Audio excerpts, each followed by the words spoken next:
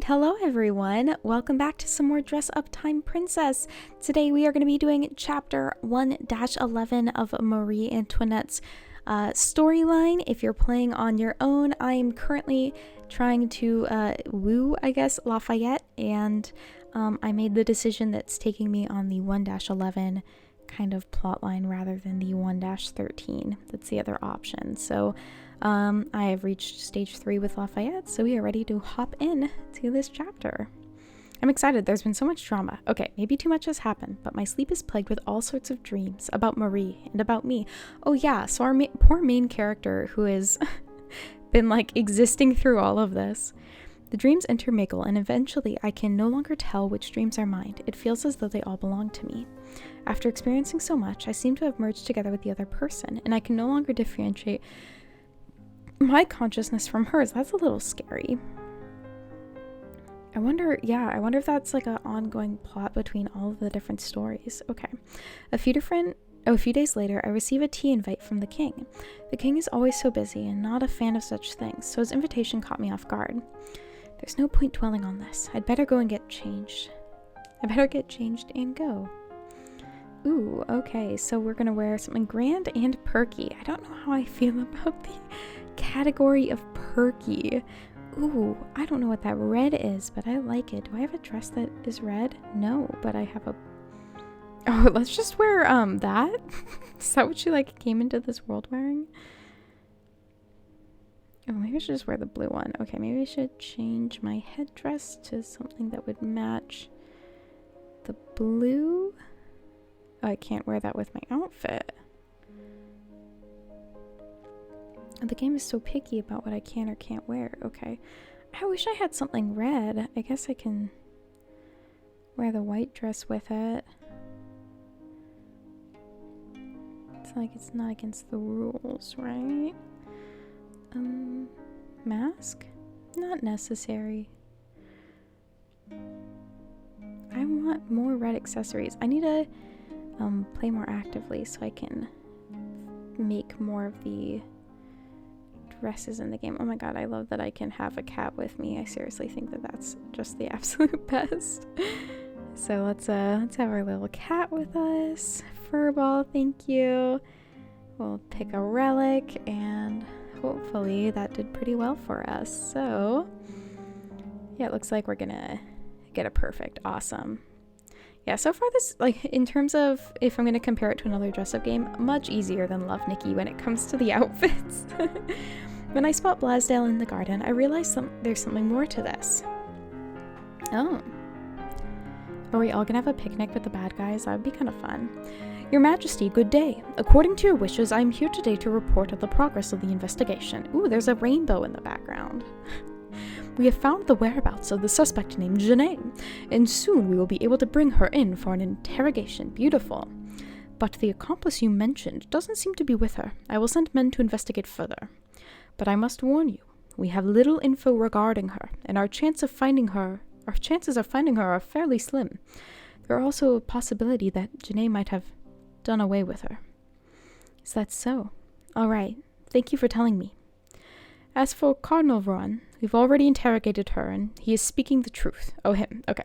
But there's one thing I wish to inform you, Your Majesty. The pocket watch you gave us has already been established as the Cardinal's personal possession. To make matters clear, may I ask where you found it, or have you had any access to the Cardinal's personal possessions? Are you suspecting me? Of course not. But we need your help to get closer to the truth. Blasdale regards me steadily, without a trace of fear. After some consideration, I slowly describe all that I had encountered in the garden that night, and how I found the watch. However, I did not tell him that the woman was impersonating me, as well as my coincidental meeting with him. So the woman the Cardinal met that night was Janae? I could not be certain, because it was too dark and I couldn't see clearly. Thank you for your information. Your account matches what the Cardinal told us, Your Majesty. Did he also hide the fact that he saw me? I'm guessing he was afraid of getting himself into further trouble. He's not that stupid. The investigations are nearing an end. We simply need to capture Janae, and everything will come to light. My king, how would Your Majesty like to handle the matter? I've already promised to let the Queen handle it. From now on, you do not need to ask me for my opinion. Do as the queen decides, and I shall respect and support her decision. Wow, we love a queen. I know nothing about Louis the 15th. 16th? I do this every time. Louis the 16th other than this, so, my impression may be very inaccurate, but we love a man that kind of respects his wife, kind of. Yes, Your Majesty. And may I remind Your Majesty that we will still need to deal with the matter of the merchant's necklace payment. As for possible maneuvers, I may suggest the following. Either we let Cardinal Rohan pay it off, or we solve the matter by doing away with the merchant. We kill the man. Which solution do you prefer? I'd like the Cardinal to pay it off. Since the Cardinal Rohan started this mess, he should shoulder the responsibility. You have made a wise decision, my queen. I would also strike against the Cardinal. Ooh, now we're better friends. Okay, why? He is the Cardinal, yet he spends frivolously and has corrupt morals. We could use this chance to erode his power. Okay. Fuck the church, I guess. Excuse my language again. I'm trying to not swear. And make sure that he will no longer do anything that will damage the reputation of the royal court. The king cannot refute what Blasdale has said, but Blasdale senses the king's unease and smiles gently. Of course, if you are worried, we could discuss the pros and cons with the cardinal and let him make a decision to pay off the debt. My queen, what do you think that we should do? Blasdale and the king both look at me, waiting for my answer while I think it over for a while. Let's make friends, not enemies. He may be stupid, but he's not evil. Let's just make him pay off the debt and treat that as his punishment. So he just has to pay off the debt? That's a lot of money, isn't it? Why don't we invite the cardinal to a face-to-face meeting to discuss the matter? With the king present, I'm sure the cardinal will not have any complaints. That's a good idea. That's what we should do. Men, send word for the cardinal. I wish to see him in the study to discuss a matter of great importance. Excuse me, here we go. Ooh, and we're going right there. Okay. Blasdale, please tell my dear cousin that we have decided how to deal with the matter at hand. We wish to settle this behind closed doors, as to prevent the reputation of the royal family, as well as your reputation, from getting damaged further. Rowan appears surprised and looks at me uncertainly. When I seem to offer no resistance, he relaxes and bows toward the king. I do not wish the public to know of this matter. What should we do, Your Majesty? Your stupidity caused this mess and damaged the queen's reputation, as well as that of the royal family. You should shoulder the debt and pay for the necklace. Your idiocy is what led us to this state. Your Majesty, I had no idea that would happen. I was deceived. If I were to pay such a huge sum, I would go bankrupt. You have a lot of problems, cousin, but money is not one of them. You must pay the price for your mistake. Once you have paid the sum in full, I shall let the matter rest. You should know that this is a very light punishment. Yes, you should thank the queen for her kindness. Cardinal Rowan, I believe that he would not refuse an easy path in favor of one filled with thorns. Blasdale's gentle voice seems to send a shiver down Rowan's spine. Frightened, he looks at me and the king, stuttering incoherently. I shall, for the royal court and for my reputation, I will pay it off. He gazes at the king like a wounded animal, but the king ignores his unspoken plea. Excuse me. Now that everything has been settled, a shadow lifts from my heart, and I am hopeful again. If everything goes smoothly, I believe that I might really be able to change history and escape Marie's tragic fate. Oh god, that is a face, all right. I do not like that at all. Okay. And we are at chapter 1-12. I don't know how long this chapter goes on. Oh, do I go straight to chapter 2 if I did the other? I don't know. Let's just, we have time. Let's do 1-12. Why not? Why don't we? Several days have passed since this talk with Blasdale, and I still haven't received a progress report from him. This morning, I finally received some exciting news. Blasdale has finished his investigations and wishes to see me tomorrow. But I'm so anxious that I can't wait any longer, so I decide to head to Blasdale's residence. My goodness, my most gracious queen, why are you in such a hurry? I wish to listen to your report right away. Of course, your wish is my command. Your Majesty, we have caught Janae and brought her back to the palace. Really? Where is she now? I want to talk to her myself. The dungeons are no place for a queen. Besides, I have already obtained all the details, so you need not worry. I don't know if I like this man. Is that so? Then please tell me what happened, and why has she done this deed? Don't leave out anything. After consolidating all the clues and interrogation results, it appears that everything matches the Cardinal's account. Someone made use of him. And Janae, is she an aristocrat, or is she merely a trickster disguised at one? Strangely enough, not only is Madame Velos an aristocrat, she is of noble lineage. Her ancestors can be traced back to the royal family of the 16th century, when the House of Valoris ruled France. I'm startled to hear the name Valoris. Her ancestry is far nobler than a lot of the aristocrats in Versailles. If so, I don't see why she'd frame me for the sake of money, but I don't remember offending her at any point. Oh, apart from her name, she's penniless. She may be ascended from royalty, but she lives a life of poverty. According to my investigations, when she was a child, she had to beg in order to survive, and almost starved to death in the streets. My goodness. It's hard to imagine how a little girl must have spent her days in that situation. Later on, her youth and beauty got her married to a count, but her finances never got better. But I thought nobility get a stipend, don't they? So how did she? They never actually controlled their own spending, so no matter how much money they got, they would only spend it until they broke. Blasdale gave me a look. His smile grows deeper.